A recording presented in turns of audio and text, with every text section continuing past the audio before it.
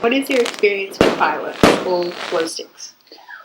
Well, I remember back when we were young, the Cracker Night was one of the biggest nights of the year. We'd build a huge bonfire at the bush down the back, and you could buy big bags of fireworks from the newsagents for a couple of dollars.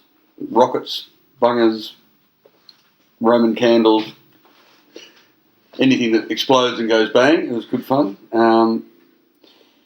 Then it went quiet for a few years as they changed the laws and everything. And then one year when I was at uni, we went to a friend's place, a little barbecue on the Queen's Birthday long weekend, and we had like 2 little bags of fireworks. We let them off. We thought, oh, this is fantastic. So the next year I said, I'll have a big barbecue at my place. So we invited 20, 30 people around, and we had a reasonable pile of fireworks. It took a fair while to let off. Then within 2 years, we had 250 people turning up to the party, and there was a mountain about 2 metres high in the lounge room of fireworks that people bought, and it used to take 6 hours continuous from 6 o'clock till midnight on the June long weekend to let them all off. Wasn't a blade of grass left in the backyard.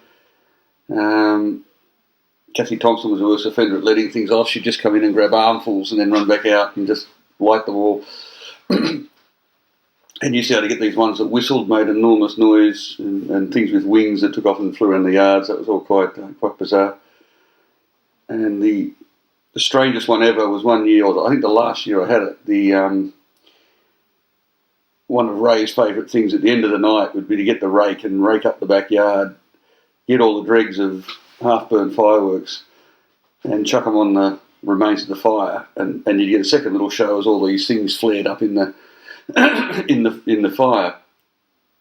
Then he made a drastic discovery around the side of the house of a box of stuff that I was chucking out of my room, and thought, oh, I'll just chuck that on the fire and burn it as well, because it had paper and stuff in it. But buried in the middle of it was a gas cylinder for running a camping light that was almost empty. So this was tipped onto the barbecue, onto the fire, and I was inside at the time, and it went off. It sounded like a bomb going off. I thought it was Derek with a stick of gelignite from next door, and some poor random guy lost all his eyebrows and all the hair off the front of his face as he was poking the fire, and this bloody gas bottle went off like a giant nuclear bomb in the backyard. Massive big orange mushroom cloud went up. It was quite good fun. Then later on, when they were sort of more banned, we had to dig up the chemicals to make fireworks. So we used to go camping and dig up a few chemicals and make a ginormous volcano, which you'd light with a stick. And one of them was a little bit energetic, and it literally did the same thing to me. I was just sort of standing there like a silhouette of Mr. Bean with this stick touching the thing, this blinding blue light, and I think it took all the hairs off my arms and my eyebrows and my forehead. So I've matured since then, so I've given up on my pyromaniac exploits, and just thank God we can't get them anymore. Okay. What's your experience with fireworks or glow sticks? Well, my experience was when I was on camp, I bit into a glow stick and it leaked and went straight down my top, but I've bled into my mouth, so I've never felt that much pain. It hurt. It hurt. Well, it was New Year's, and we decided that we let off fireworks that the copper behind the house gave us. And we were letting them off, and then my dad, one of them didn't go off, so my dad was like, oh, okay, well, I'll go up and grab it and see what happens, and it blew up on him. But he's alright. All limbs stayed intact. It's with fireworks and glow sticks. Oh, when I was young, in my country, it was a chemist who was making the firework just once a year. And we were very excited to go near the seaside and see them. But it was in a small scale. When we came to Australia, I saw the difference, especially Sydney. Well, in Easter time, it was a custom to do a kind of firework. And we were choosing the big keys, and we were filling the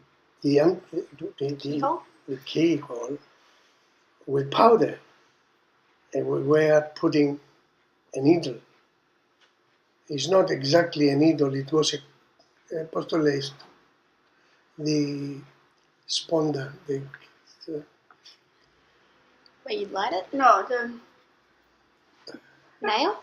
a nail. nail, yeah. We were putting a nail in, and we were putting a piece of cord around to handle it.